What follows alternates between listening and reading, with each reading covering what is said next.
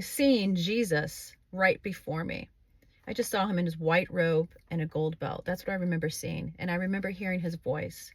And he told me that everything would be all right. And that very night, my parents were in the chapel praying throughout the whole night, praying for me. And they came in the next morning to visit me. And when they came in my little 3-year-old way of telling them, I told them that I saw Jesus and he said that everything was going to be all right.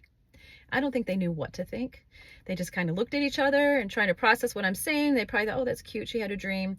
And later on that day, after running multitude of tests, my doctor came in and said they didn't understand what they were looking at. But for the first time, all of my blood test results were normal. And the doctor said he has no explanation for it other than this is a miracle. So when that happened to me when I was young, I felt really, really close to the Lord. And I remember being a kid in church, raising my hands and worshiping. I would witness as a young girl. I'd knock on people's doors and tell them about Jesus and heaven and all those things. So when my parents divorced when I was 11, my mom remarried a pedophile. And then I got moved into a pastor's home where I was abused. So I was abused twice, well, many times, but by 2 different people. When I finally got out of that pastor's home and got out on my own, I remember asking God, why? Why would you allow this to happen? And I was kind of stuck there for a while. But after I started to receive some healing, I remember the question changed.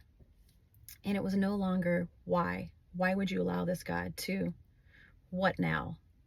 What do you have for me now? And that's just something that I think is a great question for you all to ask as well.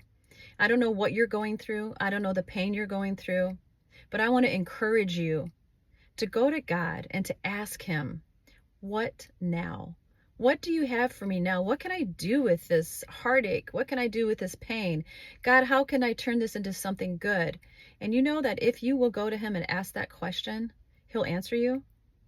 And I know that because he has for me. And that's why this podcast came about. It came about through a conversation my husband and I had where he was asking me, what do you think God has for you next?